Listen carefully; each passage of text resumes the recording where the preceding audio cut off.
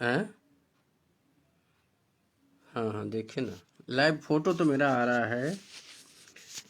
हाँ, फोटो तो आने लगा।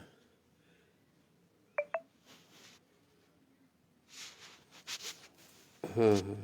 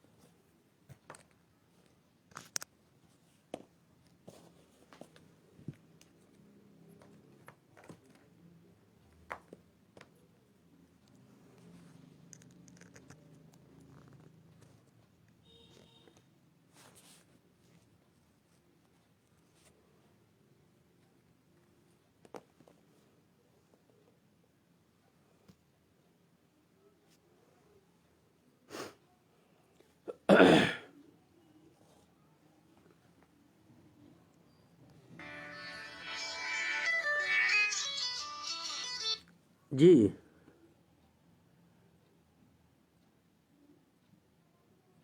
आवाज़ आवाज़ आ रही है क्या? अच्छा अच्छा अच्छा अच्छा अच्छा अच्छा। हैं?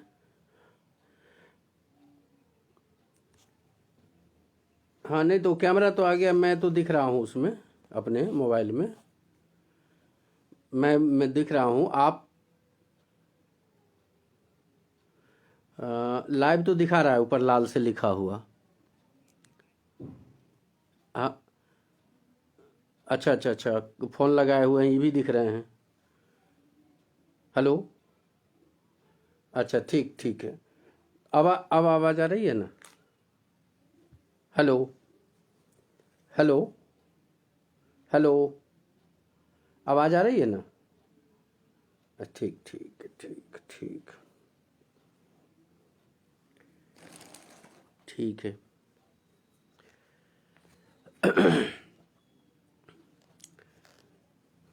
पहले तो जुड़े हुए सभी बंधुओं को नमस्कार करता हूँ। और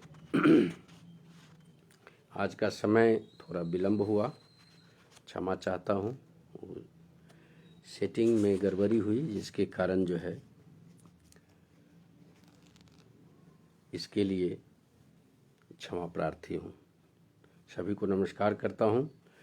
विषय आज का जो अपना था, नई राष्ट्रीय शिक्षा नीति और युवा। सबसे पहली बात है, जो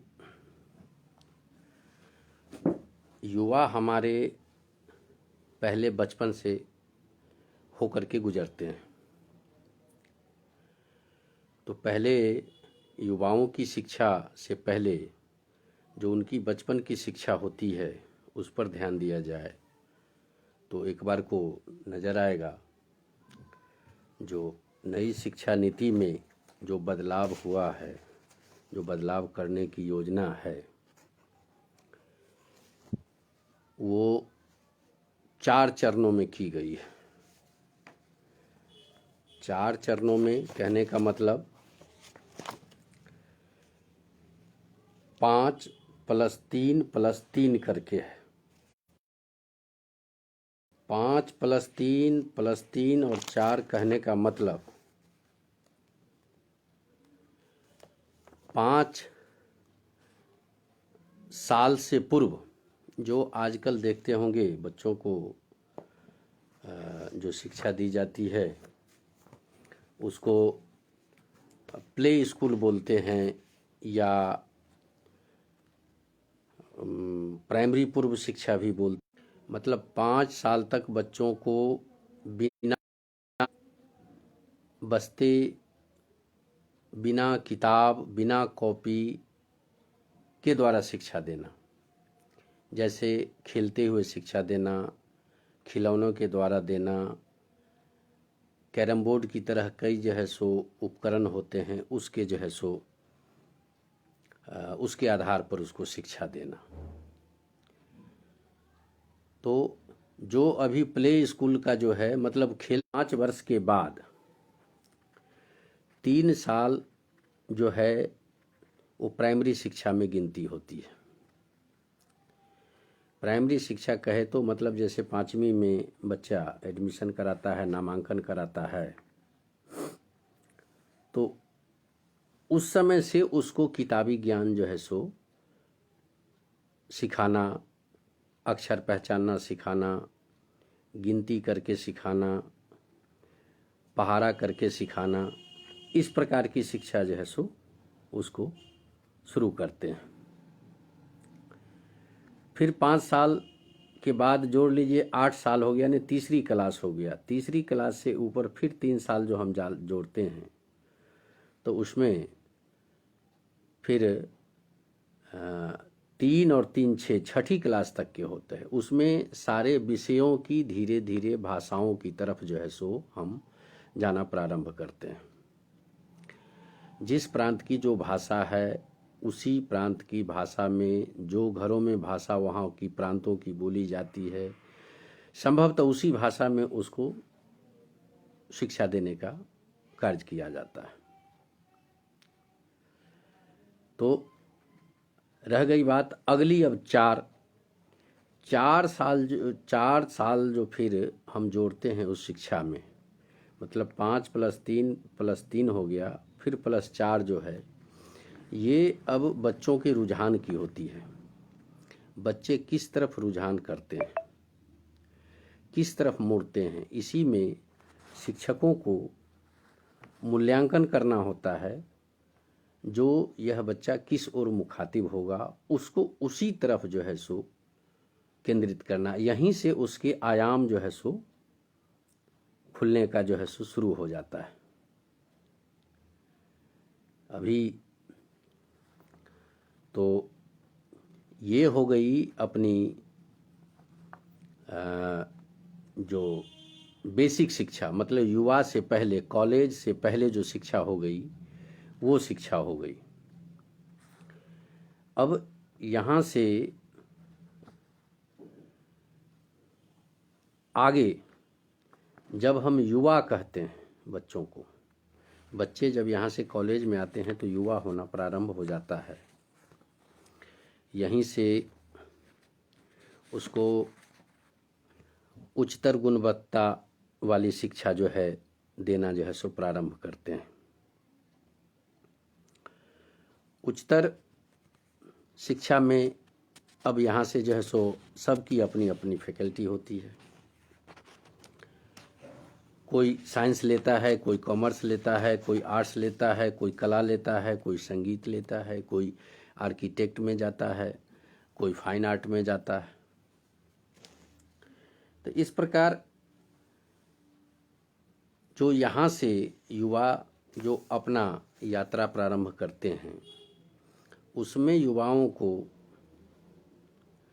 अपना चयन करना जो हमारी रुझान किस तरफ है। अभी इस शिक्षा नीति में तो इतना उत्कृष्ट करने का प्रयास किया गया है, सारे संकायों के सदस्यों को पाठ्य पुस्तक के लिए तथा असाइनमेंट के लिए इस सब की आकलन की प्रक्रियाओं को भी निर्मित करने का धीरे धीरे जो है सो प्रयास किया जा रहा है। सबसे पहले जो इसमें शिक्षक हैं, शिक्षक युवा सबसे पहले जब जो कॉलेज में जाते हैं तो यहाँ पर शिक्षक की गुणवत्ता बढ़ाने वाले कार्यक्रम ज़्यादा जो है सो करने का प्रारंभ किया गया है। जैसे टीचर ट्रेनिंग हम कहते हैं, पहले एक होता था, बीएड कर लिए और शिक्षक पढ़ाना शुरू कर देते थे। आजकल पहले उसमें भी डिप्लोमा कर दिया है, डिग्री कर दिया है, मास्टर कर दिया है, हर एक प्रकार का जो है सो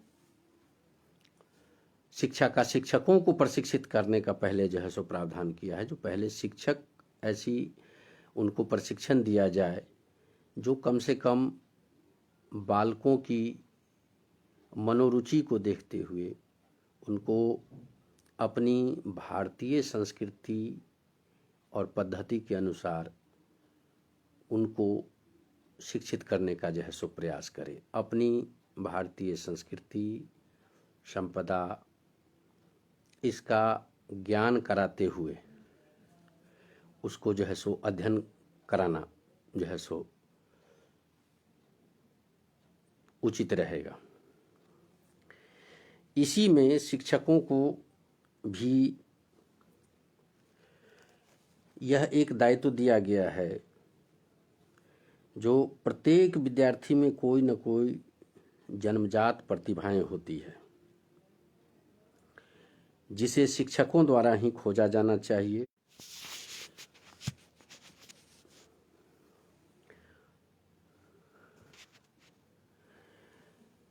और उन्हें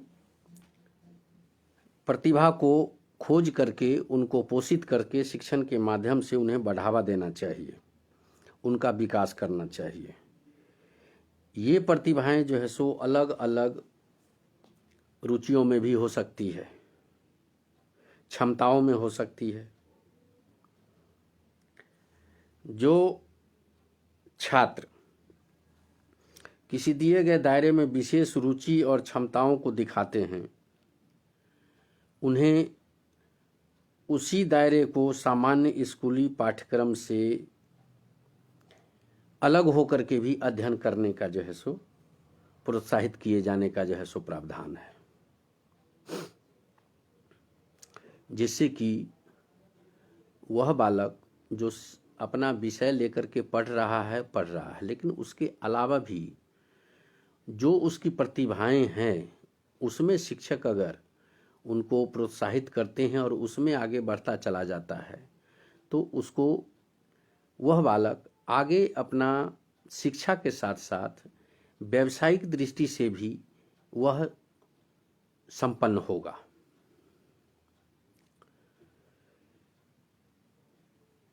तो इसमें शिक्षक की अहम भूमिका रहती है, जिसको कि ये पहचानना, इसके लिए शिक्षकों को प्रशिक्षण देना। इसके लिए भी अलग से शिक्षकों को प्रोत्साहित किया जाएगा। जो शिक्षक जितनी प्रतिभाओं को खोज करते हैं, उनके द्वारा खोज होगा, उन्हें भी प्रोत्साहित और सम्मानित किया जाएगा, वो उतने काबिल समझे जाएंगे। आगे शिक्षक तो समाज के सबसे ज़्यादा सम्मानित सदस्य तो होते ही हैं।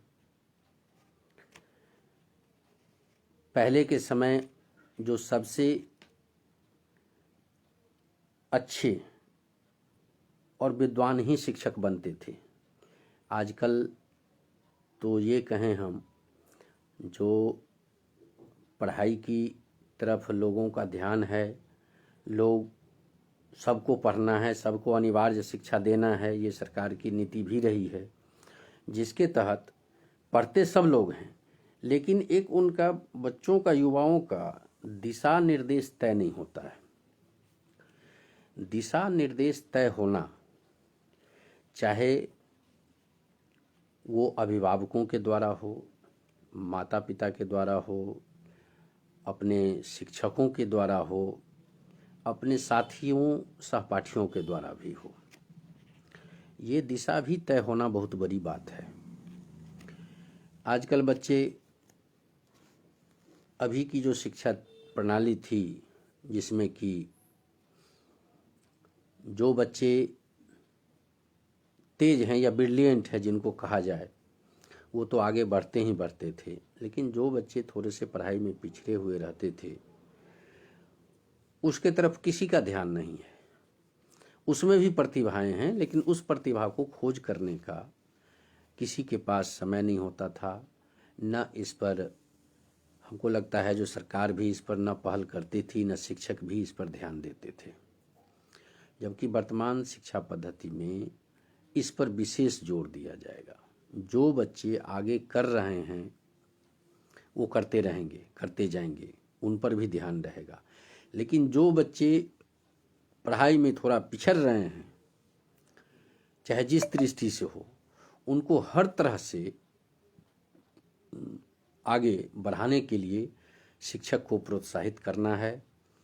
इसके लिए अलग से अगर आर्थिक दुविधा कहीं आती है तो उसके लिए सरकार हर एक संकाय में, चाहे किसी भी संकाय हो, उस संकाय में प्रावधान किया है जो उस बच्चे को आर्थिक सहायता दे करके उसको आगे पढ़ने का जो है व्यवस्था की जाएगी।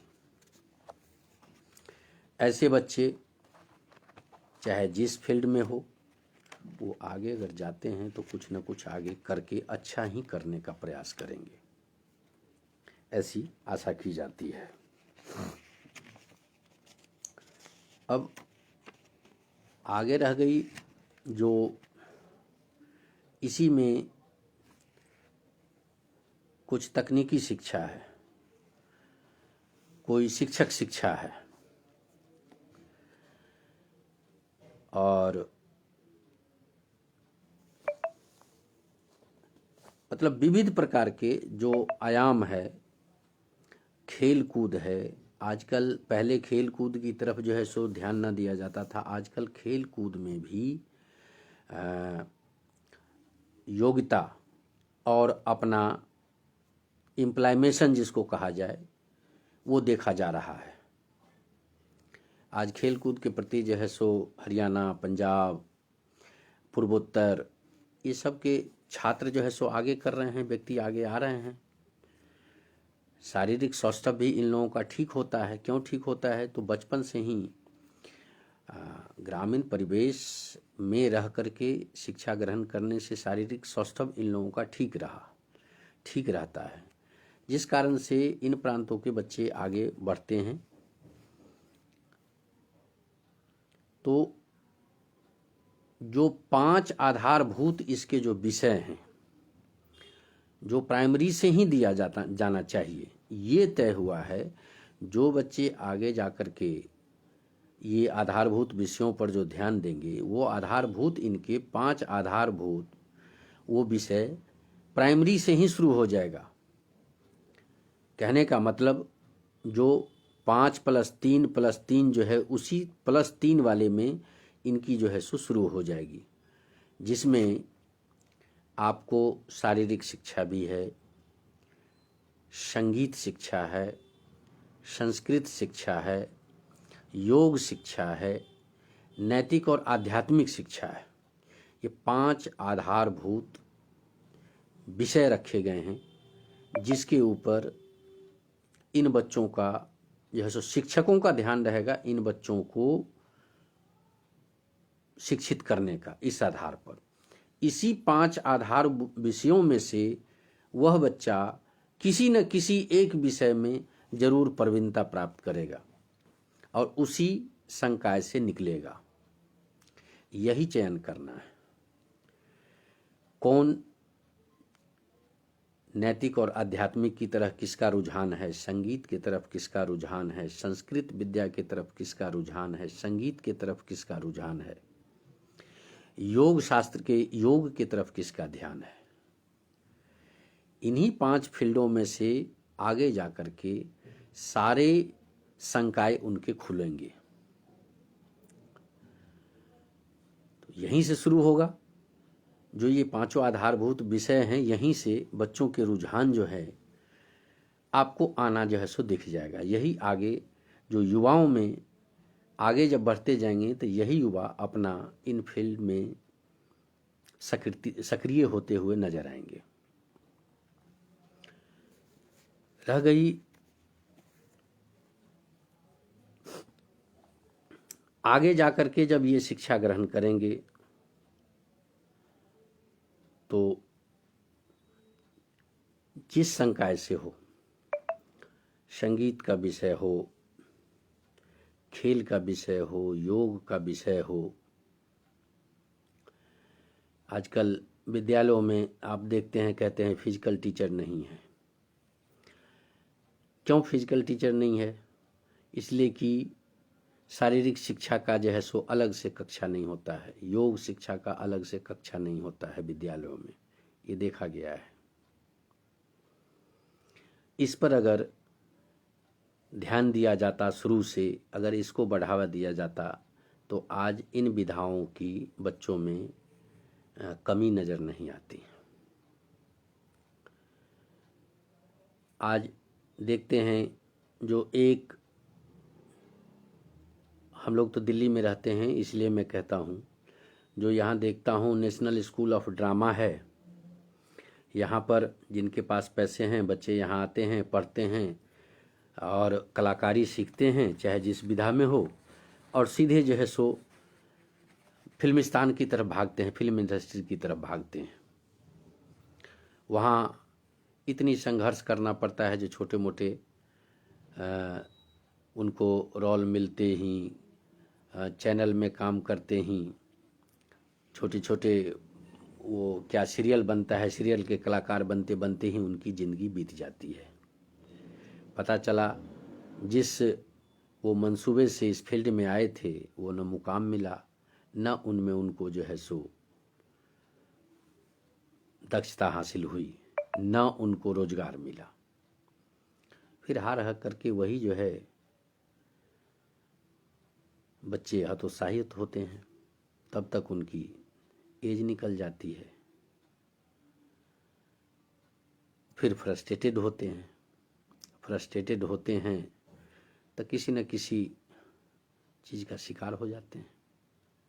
उसको व्यसन कहिए या कोई अन्य और अवगुण कहिए, उसका शिकार हो जाते हैं। तो ये हतोत्साहपन बच्चों में न आए, युवाओं में न आए, ये शिक्षकों को शुरू से ही ध्यान कराना है और करना है। इस पर विशेष जोर दिया जा रहा है। देखिए, सबसे बड़ी बात है, शिक्षा नीति कोई भी बना ले, सरकार कोई भी बना ले, अभी बना ले, चाहे पहले वाली भी सरकार शिक्षा नीति बनाई हुई थी, लेकिन अमल करना, सरकार द्वारा अमल करवाना और बच्चों में जागृति पैदा होना या कराना, ये विशेष बात है। जब तक माता पिता का साथ रहता है, बच्चे प्राइमरी स्कूल तक रहते हैं, माता पिता गाइड करते हैं, जाते हैं आगे स्कूल में, शिक्षक ठीक है, वो भी 10 बजे से लेकर के, ग्रामीण विद्यालयों में देखा गया है 10 बजे से लेकर के 4 बजे तक शिक्षक बैठते हैं। किसी तरह समय व्यतीत हुआ, बच्चे अपने घर गए, बस्ता लिए घर चले गए, कोई ध्यान नहीं। शिक्षक भी अच्छा छुट्टी हो गया, समय हो गया, घर को भागे। उसमें कोई भी ऐसा एक शिक्षक अगर निकलता हर विद्यालय में, जो ये प्रतिभा के लिए ही केवल अगर ध्यान करता, तो गांव में भी हजारों लाखों प्रतिभाएं अभी भी हैं। उस समय भी सरकार थी, अभी वर्तमान में जो सरकार ध्यान करा रही है, उस हर एक दृष्टि से करा रही है नई शिक्षा नीति में। जो शिक्षक केवल विद्यालय में आकर के बैठेंगे ही नहीं, क्लास में कक्षा लिया, किताब लिया, चैप्टर पढ़ाया, 2-4 क्वेश्चन आंसर कराए और अपना क्लास ख़त्म हुआ, बच्चे घर गए, आप घर गए, ऐसा नहीं है। इस पर भी विशेष ध्यान रहेगा, सरकार की निगरानी भी रहेगी। इसमें जो बच्चों को प्रोत्साहित करेगा, जो शिक्षक, उस शिक्षकों का भी इसमें प्रोत्साहन होगा सरकार द्वारा, उस शिक्षकों को भी पुरस्कृत किया जाएगा, उनको भी मान सम्मान दिया जाएगा, तब जाकर के कहीं शिक्षक भी अपना रोल इसमें अदा करेंगे। युवा वर्ग स्वच्छंद होने के कारण ये समझते हैं जो अगर मैं कॉलेज में चला गया तो अब मुझे किसी की ज़रूरत नहीं है। ऐसी बात नहीं है। बहुत सारे बच्चे ऐसे होते हैं या बच्चों के गार्जियन ऐसे होते हैं या बच्चों के शिक्षक भी ऐसे होते हैं जो कि अपने जो पढ़ाए हुए बच्चे हैं उनको आगे तक मार्गदर्शन करते रहते हैं, गाइड करते रहते हैं। जब तक बच्चा किसी फैकल्टी में उसका एडमिशन ना हो जाए, कोई मेडिकल हो, इंजीनियरिंग हो, आर्किटेक्ट हो, कई सारे फील्ड हैं, संगीत ही ले लीजिए, फिजिकल में ही ले लीजिए, कोई ऐसे जगह जिनका नामांकन या चयन नहीं हो जाता है तब तक शिक्षक जो है उसको छोड़ते नहीं हैं, देखते रहते हैं अभी भी। लेकिन ऐसा परसेंटेज बहुत ही कम है। इसको बढ़ावा देने के लिए सरकार जोर दे रही है। नई शिक्षा नीति में पहले था जो एक संकाय वाला दूसरा संकाय में जो है नामांकन नहीं कर सकता, आगे नहीं जा सकता। अब वैसी बात नहीं है। किसी भी संकाय का हो, बच्चा आगे अपनी योग्यता अगर एक संकाय से किया, अगली संकाय में भी पढ़ना चाहता है, दूसरी संकाय में भी जाना चाहता है, तो वहाँ भी जाकर के बच्चा अध्ययन कर सकता है और अपना रास्ता खुद स्वयं जो है सो कर सकता है। बड़ी बड़ी जो केंद्रीय संस्थान है जिसमें व्यावसायिक शिक्षा के हमने तो 150 कोर्स देखा है। नेशनल स्कूल ऑफ जो ओपन स्कूल है उसमें व्यावसायिक शिक्षा जो है पढ़ने के लिए हमने जब किताब एक बार उनका प्रोस्पेक्टस देखा तो लगभग 150 से ऊपर जो है उनका आयाम थे, जिसमें सिलाई, कटाई, बुनाई, बागवानी, खेती, कृषि, फूल पत्ती लगाना, ये श्रृंगार बनाना, घर में जो खाना बनाते हैं इसकी भी ट्रेनिंग होना, ये सब मिला करके करीब करीब हमने 150 जो है सो उनका देखा। 150 से ऊपर संकाय थे, उनके विभाग थे। तो उस पर भी आज तक किसी को पता नहीं है जो ये भी किया जा सकता है, लेकिन सरकार उस पर भी ध्यान दे रही है। जो इन सब को लागू करने के लिए लागू तो होगा ही, इसका प्रचार प्रसार भी होना चाहिए। जो हमारे यहाँ इस प्रकार की शिक्षा पढ़ाई की जाती है, जिनको ज़रूरत है वो आकर के नामांकन कराएं। नामांकन करा करके शिक्षा केंद्र जहाँ जहाँ उनका दिया जाएगा, शिक्षा केंद्र पर उनको शिक्षित किया जाएगा। इसका प्रचार प्रसार पहले होता ही नहीं था। इस पर भी जो है सो ध्यान दिया जा रहा है। इसमें अगर कहा जाए तो कामकाजी महिलाएं, कामकाजी पुरुष, कामकाजी युवा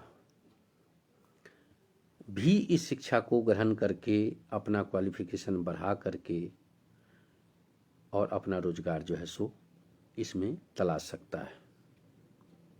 उसके लिए मतलब जो है प्रोत्साहन राशि तय की गई है हर एक फैकल्टी में। जो बच्चा आगे पढ़ना चाहता है, आर्थिक रूप से कमज़ोर है, उसको प्रोत्साहित भी किया जाएगा। उच्चतर शिक्षा में पहले जो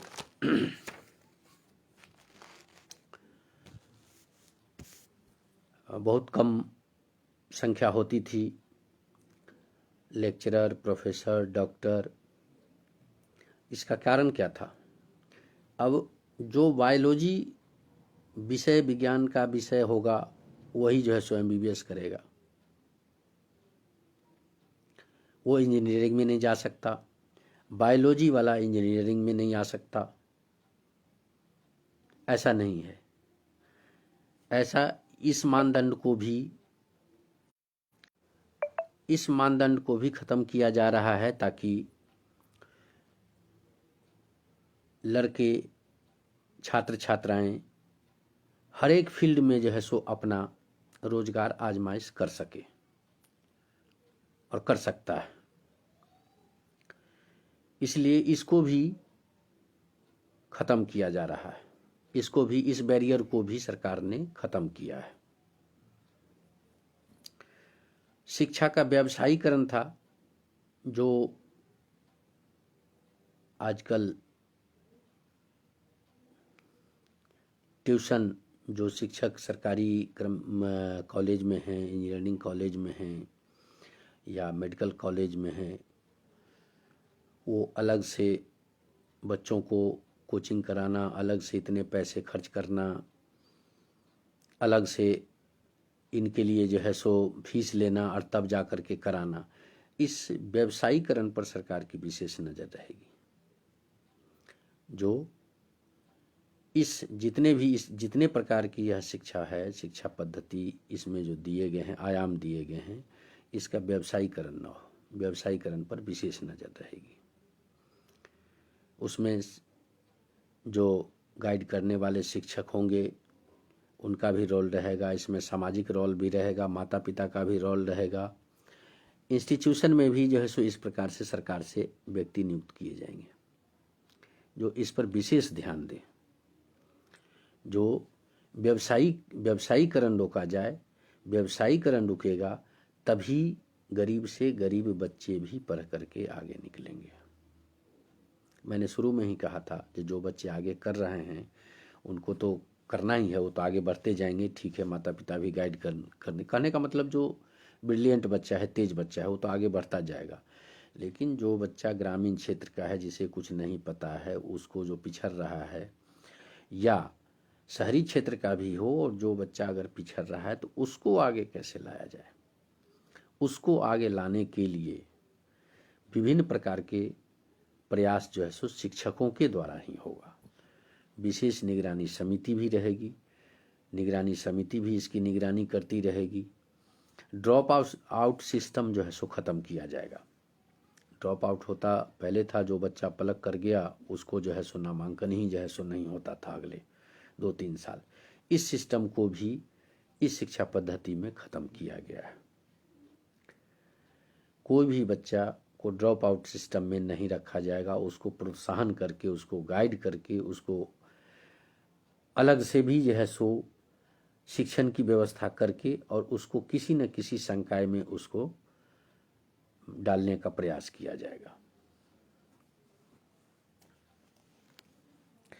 जिसके लिए उच्चतर शिक्षा में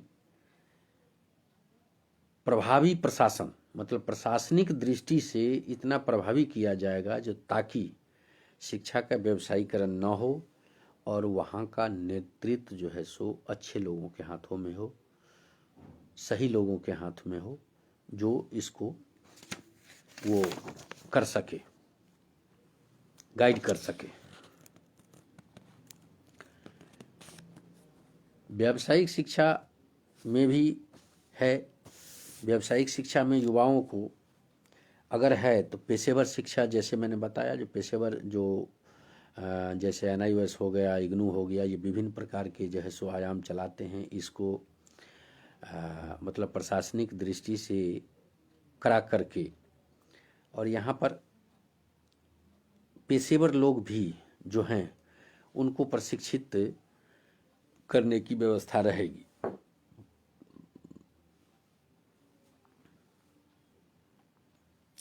जिसके कारण इस प्रकार का व्यावसायिक जो है सो शिक्षा विकास करके अपना उच्चतर शिक्षा प्रणाली का एक अभिन्न अंग बनेगा।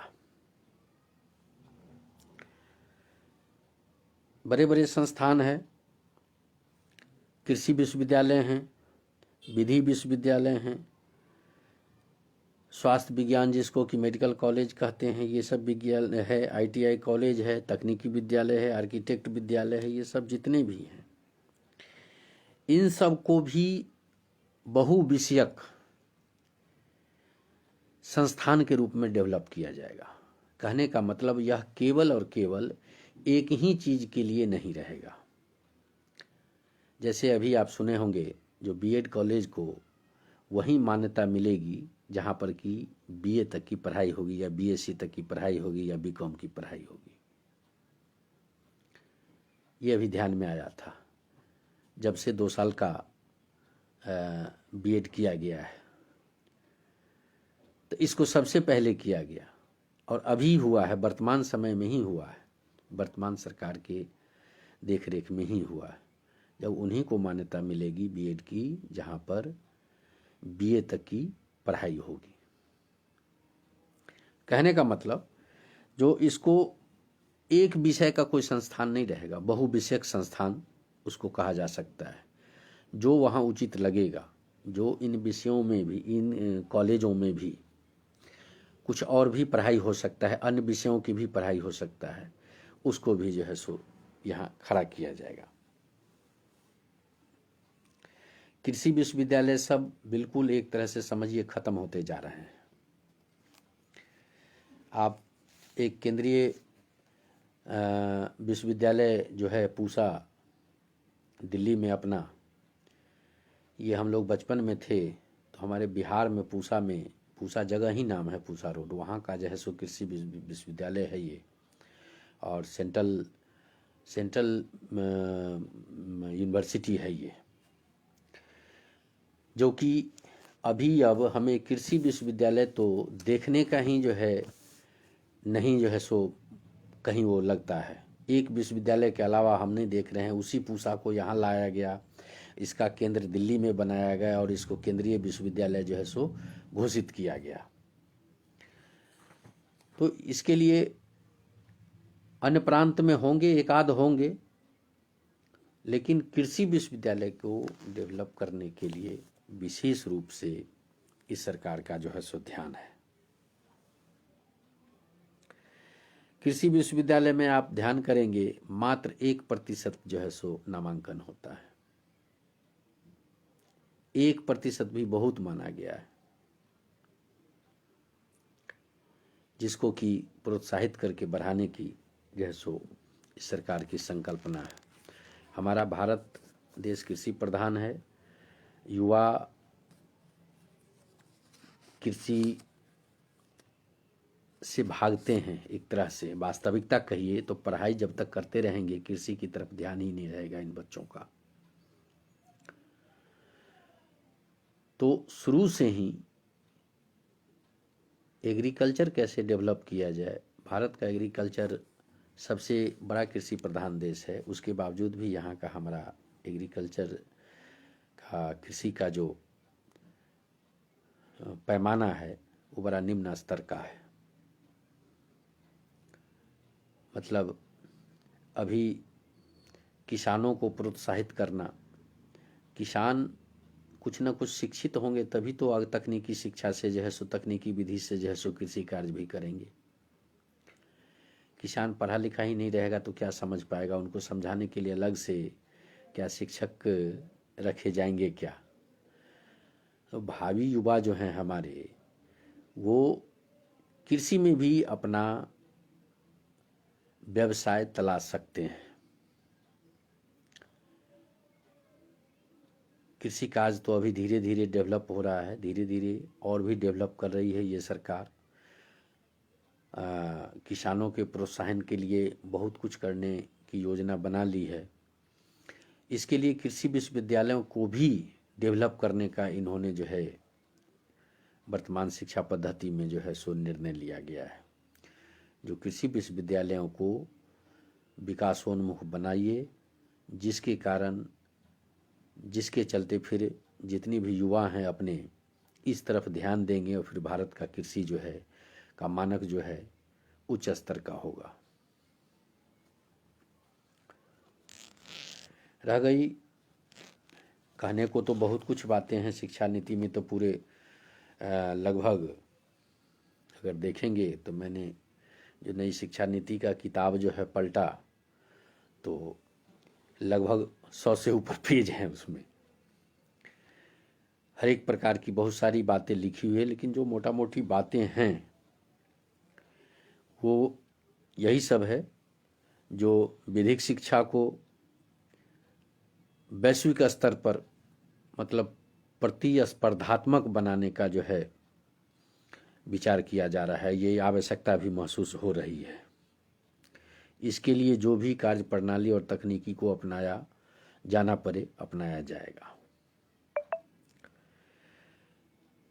स्वास्थ्य शिक्षा को भी फिर से पुनर्कल्पित, जिसको कहा जाए, पुनर्कल्पित करने का प्रयास किया जाएगा, जिसमें कि लोग अच्छे ढंग से शिक्षित हों। मेडिकल कॉलेज में भी लोग कहें तो बहुत सारी चीज़ भी है, अलग फील्ड से भी लोग आ सकते हैं। पहले ऐसा नहीं है जो बायोलॉजी यानी जीव विज्ञान वाला जो है लड़का ही उसमें जो है मेडिकल का एग्ज़ाम देगा और पास करेगा तो होगा। नहीं, अब किसी भी साइड का जो है उस प्रकार का राष्ट्रीय परीक्षा जो है वो लिया जाएगा, जिसमें किसी भी फैकल्टी से बच्चा आए और वो एंट्रेंस पास करे और अपना नामांकन कराए फिर पढ़े। उसी प्रकार हर एक फील्ड में किया गया है, सब फील्ड में किया गया है। तकनीकी शिक्षा में भी जो है सो डिग्री डिप्लोमा कार्यक्रम शामिल है। बहुत सारी चीज़ है जो कि इंजीनियरिंग है, प्रबंधन है, वास्तुकला है, टाउन प्लानिंग है, फार्मेसी है, होटल प्रबंधन है, कैटरिंग है, प्रौद्योगिकी है। इन सारी विषयों को आगे डेवलप करने का जो है सुविचार इस शिक्षा पद्धति भारतीय युवा से हम यही अनुरोध करते हैं। जो शिक्षा नीति सरकार लाख बना देगी, पढ़ना युवाओं को ही पड़ेगा, मेहनत युवाओं को ही करना पड़ेगा। हम लोग जो शिक्षक समुदाय के लोग हैं, हम लोग अभी भी प्रयास करते हैं जो हमारे घर का बच्चा हो, हमारे आस पड़ोस का बच्चा हो, हमारा पढ़ाया हुआ बच्चा हो, वो आगे बढ़े। हम उनको प्रोत्साहित करते रहेंगे बिना कुछ लाग लपेट के, निःशुल्क रूप से, बशर्ते कि युवा इसमें अभी अपनी अभिरुचि कायम रखें। तो हम युवाओं से यही आह्वान करते हैं जो कोई भी शिक्षण का कोई भी फील्ड खराब नहीं है। आप की रुचि जिसमें हो, आपकी सार्थकता जिसमें हो, आपको जिसमें लगे, युवाओं को जो मैं इसमें सक्षम हो सकता हूँ, वो आगे आएं और आगे आकर के अपना शिक्षा शुरू करें। हम सब भारतीय उनके साथ सदैव जो है सो तैयार खड़े मिलेंगे। इन्हीं कुछ शब्दों के साथ मैं अपना वक्तव्य समाप्त करता हूँ और सभी को नमस्ते भी करता हूँ, प्रणाम करता हूँ। आगे आने वाले समय में फिर अपेक्षा होगी तो हम लोग फिर इस विषय पर चर्चा करेंगे। विषय बहुत लंबा है, विषय छोटा नहीं है, और आगे फिर मिलेंगे, फिर चर्चा करेंगे, फिर विषय तय करेंगे। आगे युवाओं के लिए क्या किया जाए, क्या विचार किया जाए, क्या प्रयास किया जाए। धन्यवाद।